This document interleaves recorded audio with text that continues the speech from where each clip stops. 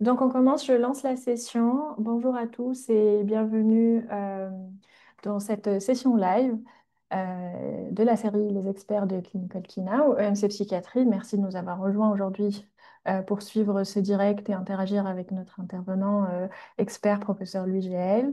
Cette session, c'est la troisième live de plusieurs interventions pendant toute cette année 2025 où nous vous proposons une multitude de contenus autour de la santé mentale, donc des interviews, des webinaires live. Je vous invite à découvrir toute la campagne. Je vais vous envoyer le lien dans la discussion. Donc, j'ai aujourd'hui le plaisir d'accueillir avec nous professeur Louis GL. Vous êtes professeur en psychiatrie à l'Université de Picardie Jules Verne et chef de service de psychiatrie, psychologie de liaison, psychotraumatologie et addictologie au CHU d'Amiens. Vous êtes également président de la Fédération Trauma Suicide Liaison Urgence et vice-président de l'Association de formation de la recherche des cellules d'urgence médico-psychologiques, Société française de la psychotraumatologie.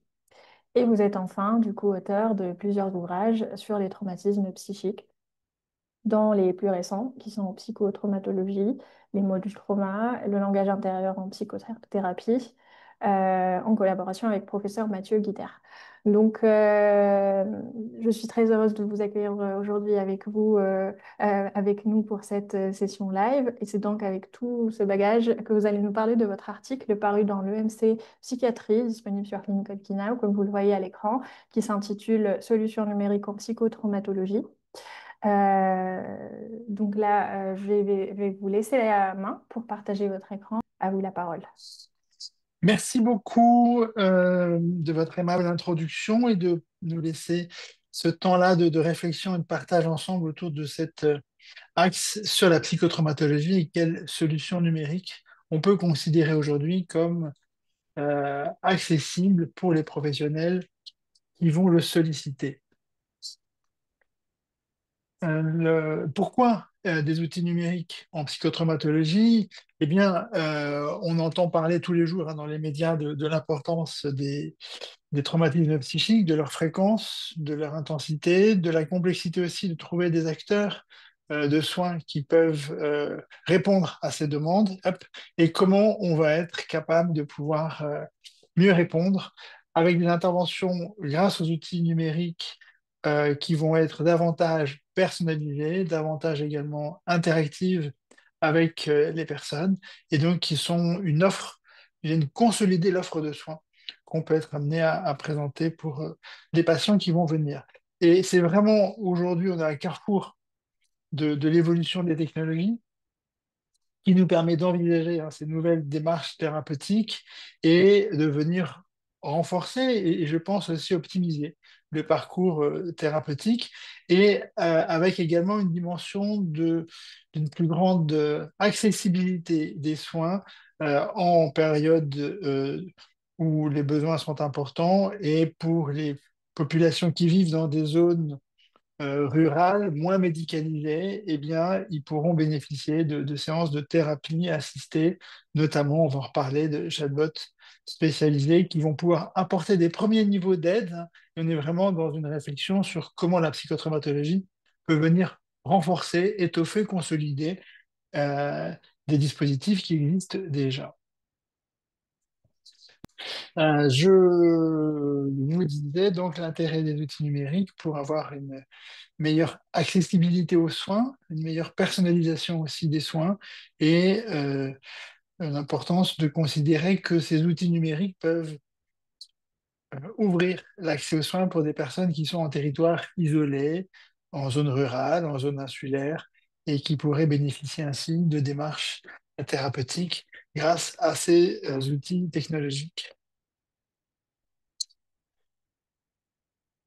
L'intérêt des chatbots, donc, c'est qu'ils sont interactifs, qu'ils fonctionnent de façon continue, hein, et qu'ils viennent proposer, en complément, peut-être pour ceux qui ont déjà une consultation avec un psychologue ou un psychiatre, c'est un complément, mais ça peut être aussi une première étape, hein, puisqu'on va être là en dehors des horaires habituels, et c'est un espace d'expression immédiate, anonyme, qui peut venir aider des personnes, notamment si un moment de tension, de douleur, de détresse peut survenir, il peut venir réagir et il peut proposer aussi aux patients des exercices pour pouvoir répondre à une demande qui serait faite notamment autour de besoins de relaxation.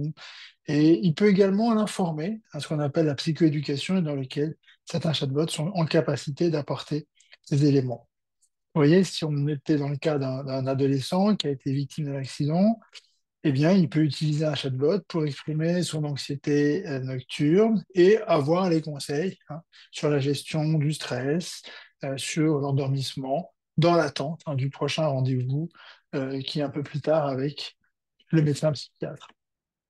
On est à un carrefour de connaissances aujourd'hui grâce au big data et l'intelligence artificielle qui nous permet d'analyser des très grandes quantités de données issues de questionnaires, mais aussi de différentes sources numériques. Il y a des capteurs connectés, des interactions numériques. Et on peut, grâce à cette méthodologie, repérer des signaux faibles qui vont à la fois être informatifs pour initier plutôt une démarche thérapeutique, mais qui peuvent aussi, lorsque le patient est rentré dans ce dispositif, eh bien, grâce au système de veille qu'on peut établir avec lui, on peut repérer plus vite certains signaux dits faibles et éviter des rechutes, éviter certaines souffrances du patient. Ce qui est intéressant, c'est que les outils basés sur l'IA, intelligence artificielle, peuvent proposer de façon spontanée des recommandations de soins individualisés qui peuvent apparaître en fonction de ce que le patient va dire et de ce que le patient va manifester. Par exemple, sur une plateforme d'intelligence artificielle, eh bien, on peut identifier qu'un patient présente une augmentation de son niveau d'anxiété et après un certain événement, on peut lui recommander de faire de nouvelles séances d'exposition ou de relaxation, étant donné que ces marqueurs d'anxiété ont pu être identifiés. Alors, parmi ces plateformes et ces méthodes qui apparaissent, il y a quand même une efficacité qui commence à être montrée et on voit le bénéfice qu'on peut en avoir, notamment dans l'accompagnement de patients qui ont été marqués par des événements violents, qu'on appelle des psychotraumatismes. Psychotraumatisme, voulant répondre à des situations de personnes qui ont été marquées avec une menace sur leur vie, une menace avec un niveau de tension et de douleur élevé, eh bien, on peut avoir des applications mobiles avec des plateformes en ligne également qui peuvent répondre à un premier niveau d'aide et qui peuvent ouvrir vers un dispositif de télémédecine. Voilà. Ce qui est intéressant et innovant grâce à cette démarche, c'est d'intégrer dans le parcours de soins cette méthodologie complémentaire qui vient renforcer l'alliance qui est déjà forte entre le patient et le professionnel de santé. Ce qui est très important, c'est que les professionnels de santé soient suffisamment formés à ces outils pour qu'ils en soient bien garants de la maîtrise, des règles d'utilisation et qu'ils puissent faciliter l'explication aux patients, ce qui va être déterminant pour l'adhésion des patients à cette démarche thérapeutique qui évoque encore quelques réserves, mais plus du côté d'ailleurs des soignants que des patients. Le plus souvent, les patients acceptent assez volontiers cette démarche parce qu'ils sont assez familiarisés avec l'accès aux outils numériques dans la vie quotidienne et donc ils veulent bien euh, l'éprouver également et le vivre dans une relation de soins.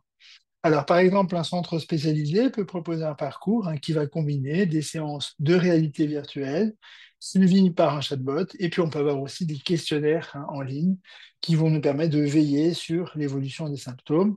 Et grâce à cette veille à distance qui peut s'établir en accord avec le patient, on va pouvoir ajuster de façon beaucoup plus rapide des stratégies thérapeutiques vers le patient.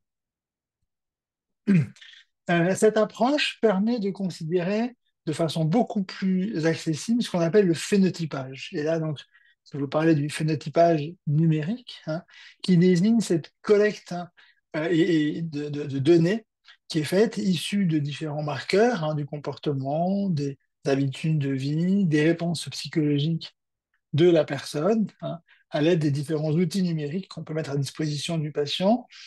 Ces données incluent des réponses à des questionnaires, à des applications, à également la question de l'interaction avec les réseaux sociaux. Mais on peut aussi avoir des capteurs du sommeil, des capteurs de l'activité physique qui vont être choisis en fonction des caractéristiques de l'état de santé du patient. Le but, c'est d'avoir des informations plus précises et aussi plus évolutives en temps réel du patient pour personnaliser, puisqu'on sait que beaucoup de rechutes surviennent du fait de l'écart trop important entre les différentes consultations.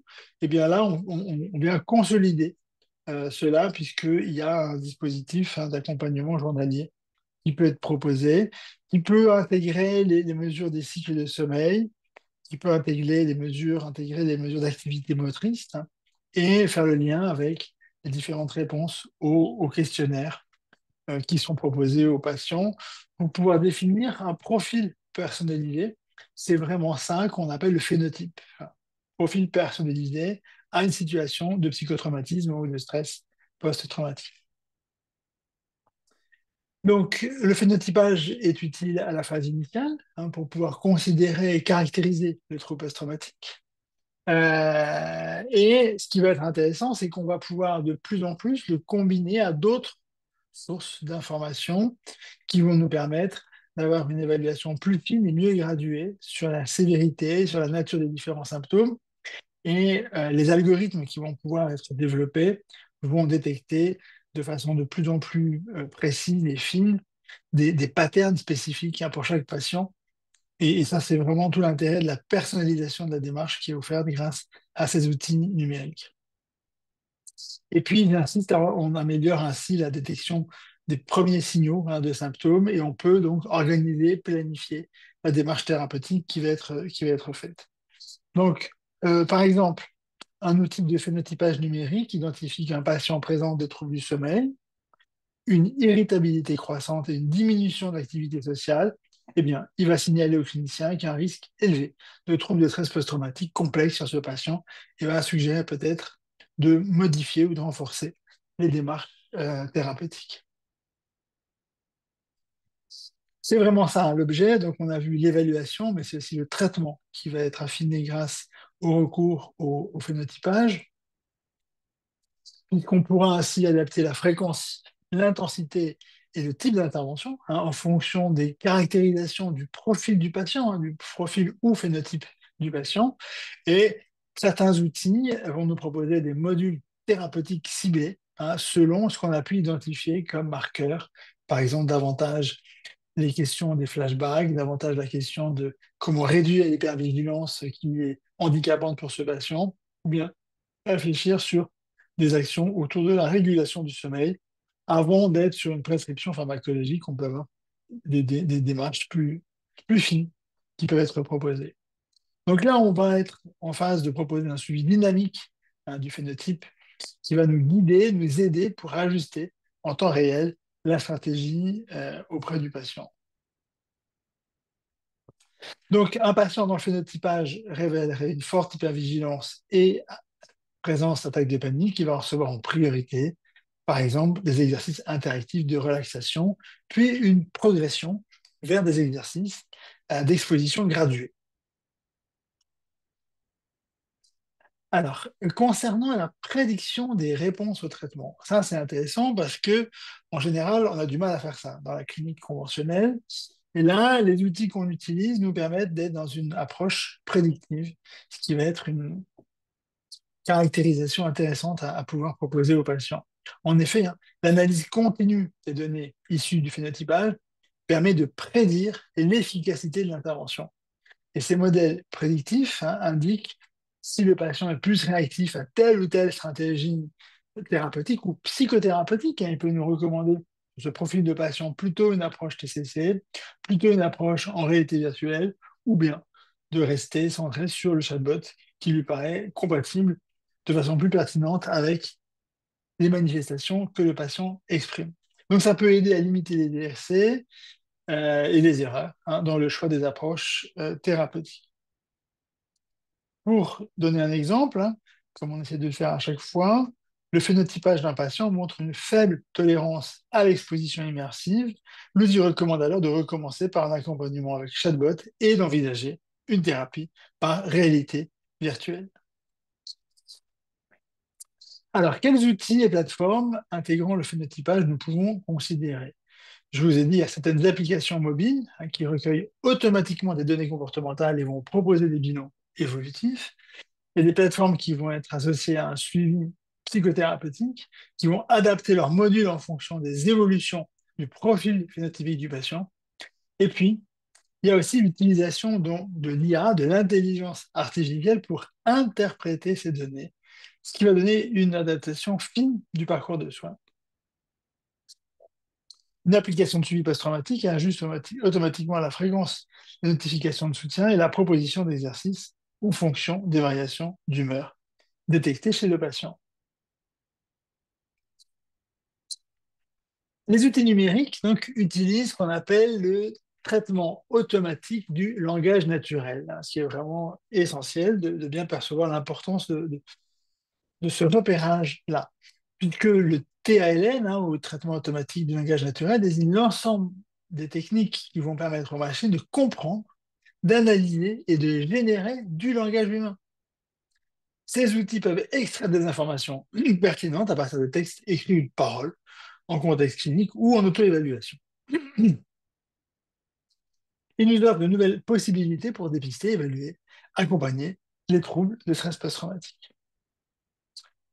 Exemple, un patient rédige régulièrement un journal de bord numérique et une application de traitement automatique du langage. L'analyse des mots et expressions utilisés pour détecter les signaux d'anxiété ou de réminiscence traumatique peuvent être proposés sur l'ensemble des écrits ou la partie des écrits que le patient veut bien nous confier. Donc, on est sur une démarche naturelle, le patient est là, on lui pose cette question sur le ressenti qu'il a de l'événement et comment il voit lui les choses quand il en pense par lui-même. Il fait ses premières phrases et il va demander également la collaboration du collègue de l'hôpital, d'un autre hôpital, pardon. Alors, dépistage et évaluation automatisée des symptômes. Donc, les algorithmes en traitement automatique du langage naturel analysent le contenu des entretiens, des messages écrits ou des questionnaires pour identifier la présence et l'intensité de symptômes traumatiques. Ils détectent des marqueurs linguistiques comme l'évitement, la répétition, une tonalité évolutive ou des ruptures de narration. Et ça facilite un dépistage précoce et objectif, même si on est à distance, on pourra le pratiquer et pratiquer aussi une auto-évaluation s'il y a une réactivation du trouble qui nécessite une démarche thérapeutique.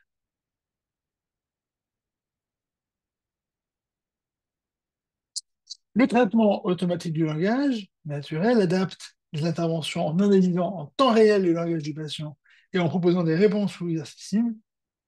Les chatbots s'appuient sur le langage spontané du patient pour personnaliser les recommandations. Voilà. Et puis on a une analyse en continu qui permet également d'ajuster des messages d'accompagnement et qui peut proposer un soutien à visée psychoéducative. À titre d'exemple, lorsque le patient exprime une culpabilité dans ses messages, un chatbot oriente la conversation vers des exercices de revalorisation du soi et propose des ressources spécifiques.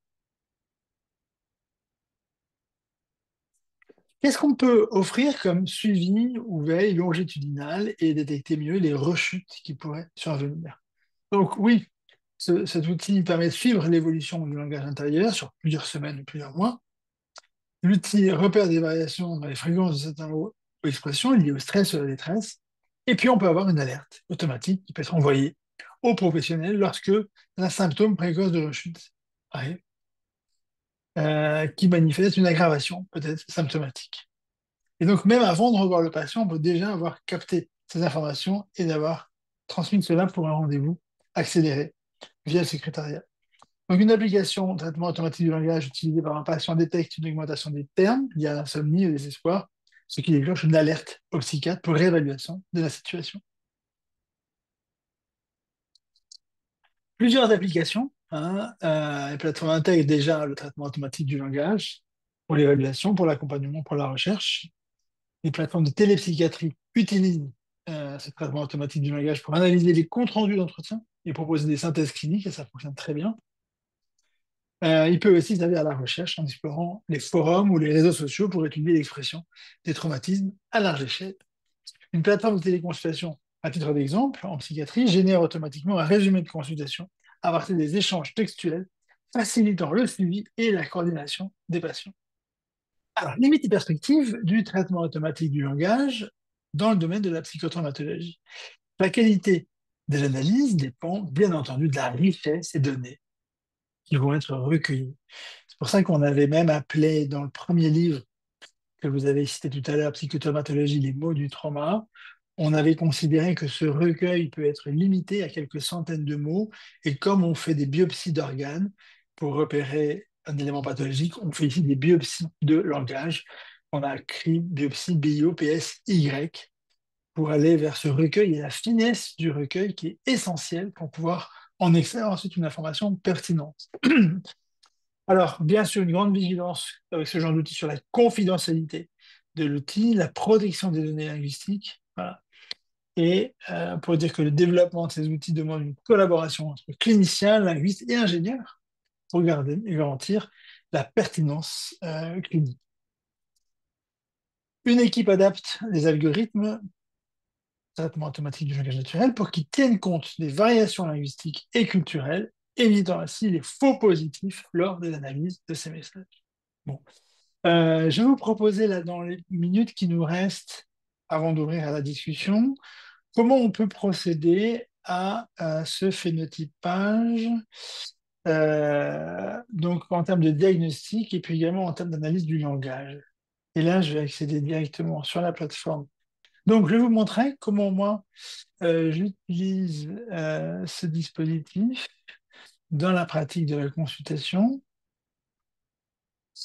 avec cette application. Donc, je vais marquer mon identifiant.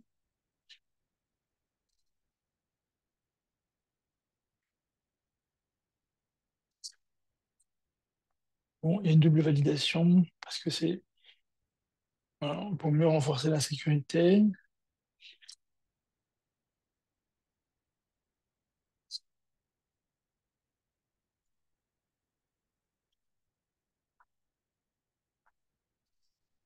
Voilà. Alors, on va dire qu'on veut faire un phénotype diagnostique et donc on va être sur le module troubles de stress post-traumatique. Et là, je vais vous montrer sur ce logiciel, on a entraîné l'algorithme avec à peu près 40 000 entretiens de psychiatrie et dans lequel, à partir de cet entraînement qui a fonctionné pendant près d'un mois, où il a appris le raisonnement humain pour poser les questions pertinentes pour valider et s'approcher d'un diagnostic de stress post-traumatique, hein, pour en faire le phénotypage.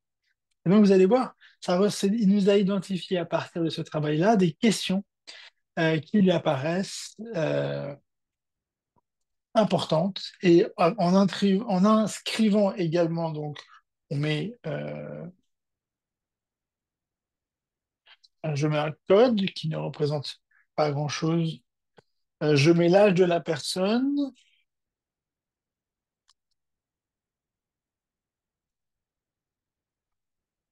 Et puis là, je vais marquer, par exemple, d'autres caractéristiques cliniques. On va dire que c'est un homme. Caractéristiques plutôt démographiques. Voilà. Je pourrais rajouter d'autres caractéristiques, ça me paraît intéressante. Et là, le logiciel me propose automatiquement des questions et dans lesquelles il a identifié ces questions sur l'algorithme. Ça ressemble un peu à un questionnaire, mais ce n'est pas du tout un questionnaire dans le sens où ça va s'appuyer vraiment sur l'analyse qui a été faite en IA des 40 000 entretiens cliniques sur lesquels il a été entraîné. Et sur les 4 niveaux de réponse, il va en formaliser un phénotypage. Donc, il demande par exemple au patient, est-ce que vous avez un revécu du traumatisme dont vous m'avez parlé? Toujours, parfois, souvent, pas du tout. Il va dire souvent. Est-ce que vous avez des cauchemars liés à ce traumatisme? Pas du tout, parfois, souvent ou toujours. Peut-être qu'il dira que là aussi, il a beaucoup de cauchemars. Est-ce que dans la journée, vous avez des flashbacks? Ça veut dire des images qui reviennent, une sensation de vous retrouver confronté comme si l'événement traumatique survenait à nouveau. Il va dire parfois. Est-ce qu'il y a des situations que vous évitez parce que ça vous rappelle trop le choc que vous aviez eu? Alors ça, il va dire oui. Il y a beaucoup d'endroits que j'évite, ok? Est-ce que vous avez remarqué que vous étiez plutôt hyper vigilant, c'est-à-dire tout le temps un peu sur le qui-vive, tout le temps sur vos gardes, comme si un danger à nouveau pouvait survenir? Et ça, il va me dire oui, je suis tout le temps comme ça. J'arrive pas à me détendre. Tout le temps sur le qui-vive. OK. Trouble du sommeil, est-ce que vous avez l'impression que votre sommeil est perturbé? Pas du tout. Parfois, souvent ou toujours. Oui, docteur, mon sommeil est souvent troublé. OK. Est-ce que vous avez de la tristesse, des émotions négatives qui persistent en rapport avec ces événements? Bon, peut-être qu'il va dire parfois. Est-ce que vous vous sentez un peu différent des autres, un peu à l'écart, un peu détaché un peu des autres? Eh bien, il va me dire oui, souvent. Quand on lui donne ces informations, eh bien, lui, il va les intégrer. On a une dernière question qui est, est-ce qu'il y a une perte récente significative? Il va dire non. Donc, on a intégré ces différents éléments de réponse, on les introduit dans le modèle, et lui, il vient regarder par similarité. Quand on est un homme de 35 ans, qu'on a répondu positif, qu'on a répondu de cette façon-là aux questions, il nous fait en premier lieu une visualisation des symptômes. Vous voyez, donc il nous montre revécu de trauma important, des cauchemars, évitement, une hypervigilance, des troubles du sommeil, voilà, détachement social et quelques émotions négatives. OK. Et là, lui, il trouve que cette situation correspond à un phénotype qu'il identifie de troubles de stress post-traumatique aigu, c'est dans le premier mois après l'événement traumatique, avec des symptômes donc, qui suivent, surviennent donc après, au cours du premier mois après l'événement traumatisant, incluant donc ce qu'on a identifié, notamment les flashbacks et l'hypervigilance avec les troubles du sommeil. Et il trouve qu'il y a une similarité de 56%. C'est très intéressant parce qu'on n'est pas habitué à faire cette démarche avec du degré de précision en médecine. C'est que non seulement il estime le diagnostic le plus proche et il le qualifie, et il nous estime quel est le pourcentage de similarité. Donc là, on est sur une probabilité qui est quand même intéressante, hein, de troubles de stress post-traumatique, mais qui dit bien qu'il faut consolider avec une démarche peut-être médicale qui pourrait être complétée, mais déjà l'information est tout à fait intéressante. Et il nous fait des suggestions thérapeutiques, hein. Suggestions de remédiation d'intervention, encourager une surveillance des symptômes, un soutien psychologique si nécessaire, encourager une thérapie spécialisée. Il nous rappelle que c'est essentiellement l'exposition prolongée, le MDR et la TCC, thérapie cognitive et comportementale. Et puis, il nous fait des suggestions pharmacologiques. Voilà, il dit il y a deux médicaments intéressants, la paroxétine et la sertraline, et il dit l'intérêt de ces médicaments. Il le justifie, et il dit les posologies initiales, et puis, si on veut aussi, il peut nous dire les effets secondaires, l'interaction qu'il faut chercher avec ces différents médicaments. Voilà. Ce document-là que j'ai, je peux envoyer ce compte rendu à un clinicien correspondant. Je peux imprimer ce qu'on vient de faire là sous forme d'un PDF qui peut me permettre de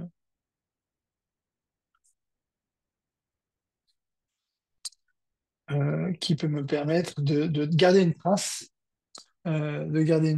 de ce que j'ai fait, puisque sinon, le logiciel ne garde aucune trace. Bon, là, il ne veut pas le faire en Zoom, mais sinon, c'est pas grave. Dans la réalité, c'est qu'on a un PDF de l'écran tel qu'il est présenté ici, qui va apparaître. Voilà, c'est ça. Vous voyez le PDF, et ce PDF qui sera cette trace que je vais garder, eh bien, je peux le joindre, soit l'imprimer, le transmettre, soit le mettre dans un dossier médical. Voilà. Pour terminer, je vais vous montrer le phénotype à partir du langage, à partir du verbatim. Ça veut dire que le patient va parler et on va pouvoir extraire du langage des éléments qui vont nous permettre de caractériser son psychotrauma. Donc, je vais de la même façon remarquer un code. Je mélange, on a 1035, mais c'est pas nécessaire, c'est repris le même cas de figure.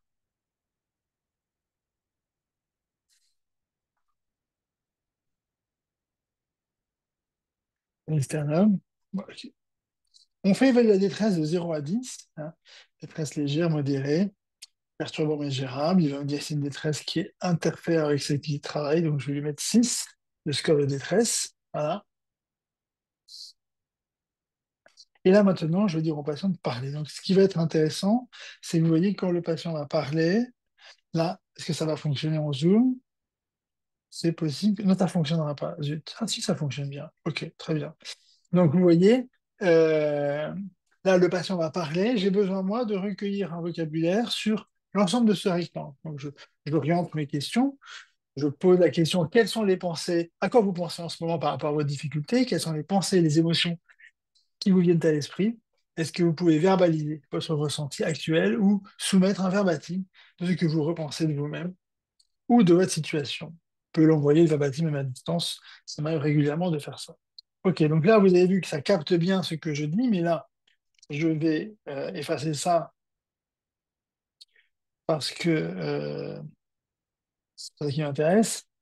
Je vais mettre j'ai investi là, un témoignage. Tac.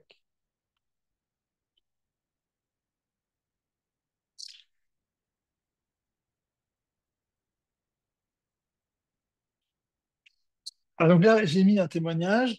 Je m'appelle Marc, il y a un an, m'avait basculé après un accident grave de moto. Depuis juillet, avec un trouble de stress post-traumatique. Chaque jour, un défi, les signes de l'accident me hantent sans relâche, le rugissement du moteur, les crissements des pneus sur l'asphalte, l'impact brutal, les sons, les sensations reviennent. Cauchemar, même en plein jour, sous forme de flashback. Mon quotidien est marqué par une anxiété constante, remonter sur une moto est devenu impensable. Chaque fois que je vois ou entends une moto, mon cœur s'emballe, je suis submergé par une vague de panique. J'évite autant que possible de me trouver près des motos, ce qui limite mes déplacements et mon indépendance. Les bruits forts, les lumières vives, tout peut déclencher une crise de panique. Je suis constamment sur le qui-vive, toujours en alerte. C'est épuisant, tant physiquement que mentalement. Mes relations avec les autres ont souffert. Je me sens déconnecté, comme si j'étais prisonnier de mes pensées, de mes peurs. Il m'est difficile de me concentrer sur des conversations et je me surprends à éviter des interactions sociales de peur de ne pas pouvoir gérer mes émotions. Voilà. Donc ce texte qui a pu être dit, donc c'est ça le principe, hein, il est dit, il est parlé par le patient et il se transcrit automatiquement. Vous avez vu tout à l'heure comment je l'ai fait.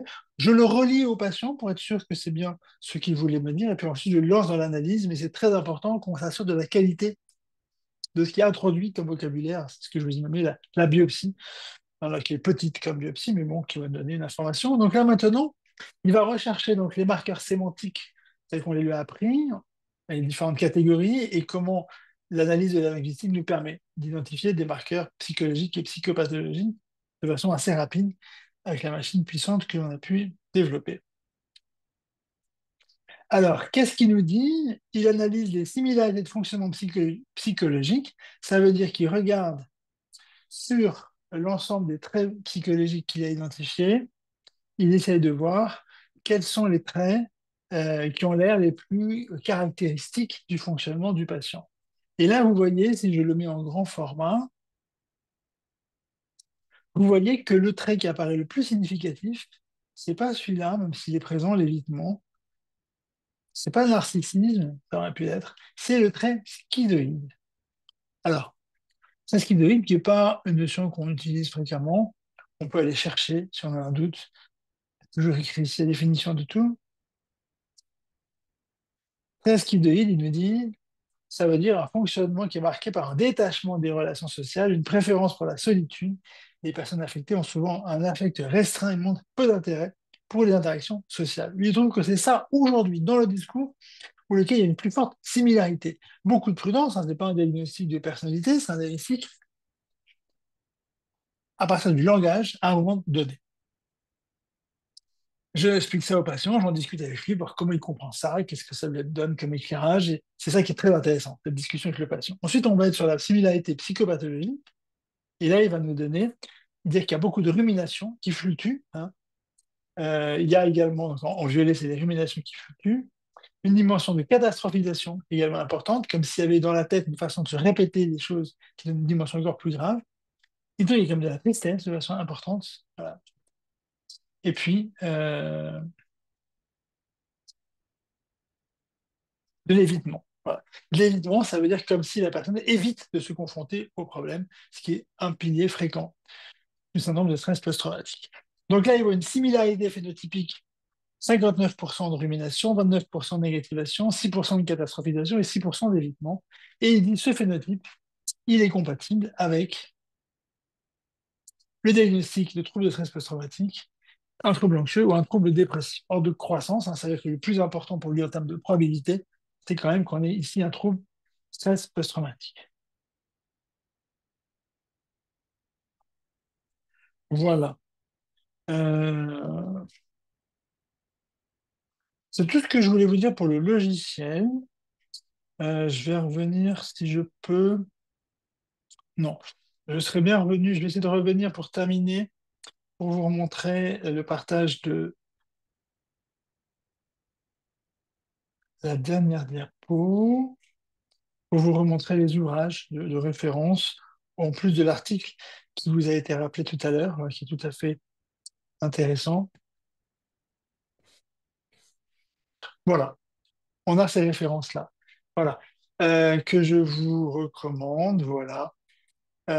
Pour une psychiatrie outillée, donc des articles qui ont été publiés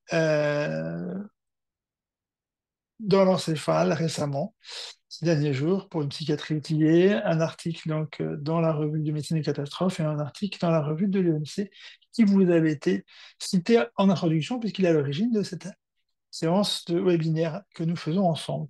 Voilà, merci, je vous ai dit les éléments principaux que je voulais partager. Maintenant, moi, je suis à votre écoute pour venir compléter les éléments Merci. que vous souhaiteriez.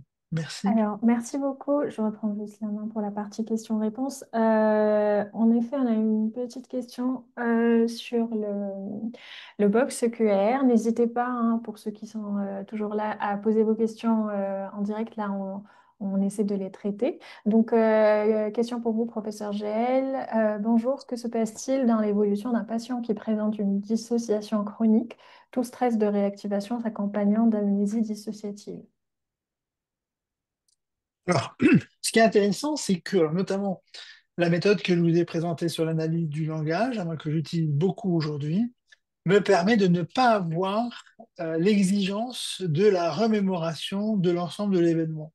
Et le fait qu'il n'en ait pas une conscience claire parce qu'il y a une amnésie post-traumatique dissociative, eh bien moi, ce qui m'intéresse, c'est travailler aujourd'hui avec qu'est-ce qui se dit, lui, de l'événement. Et les questions qui vont être guidées pour être, dans ce que je vous dis, de l'analyse du langage intérieur, c'est de travailler non pas sur l'événement traumatique lui-même, mais sur qu'est-ce qui se dit, lui, aujourd'hui, de ce qu'il a vécu avec les éléments de bribes incomplètes qu'il a. Et on n'a pas d'exigence par cette méthodologie d'avoir le récit structuré, détaillé antérieur. Peut-être qu'il reviendra, mais peut-être pas. On va travailler plutôt sur l'état émotionnel et aujourd'hui, comment est organisée sa pensée, qu'est-ce qu'il peut nous dire de ça aujourd'hui.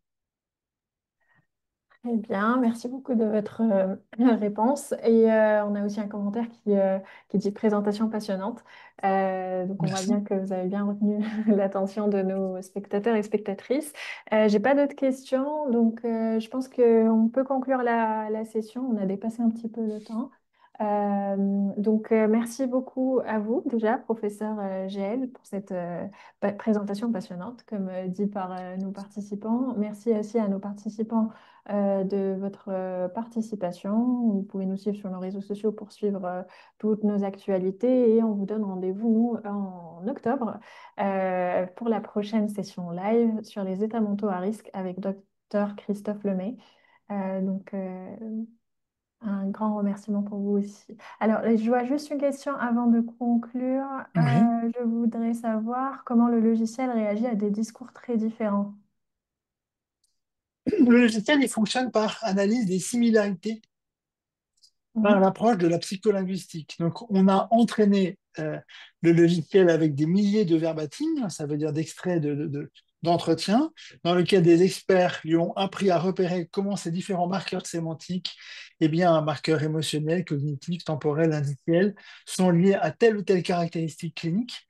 Et lui, il va aller chercher dans l'analyse du langage qu'est-ce qu'il reconnaît comme étant similaire avec ce que le patient dit. Et donc, il fait une estimation de la similarité entre ce que le patient propose à un moment donné. Donc, on est vraiment sur un moment très personnel, très personnalisé, et ce que lui, il a en mémoire. Et on va discuter de ça avec le patient. Et la personnalisation, elle vient qu'il intègre aussi l'âge, le genre, d'autres caractérisations qu'on pourrait donner.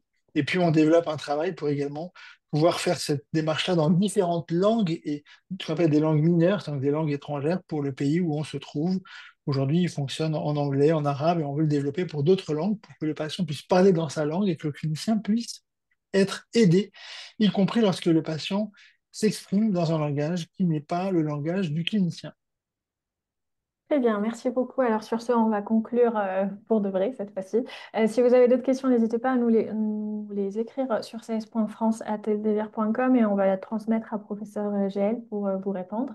Donc merci encore à vous et à très bientôt. Bonne fin de journée. Merci. Au revoir.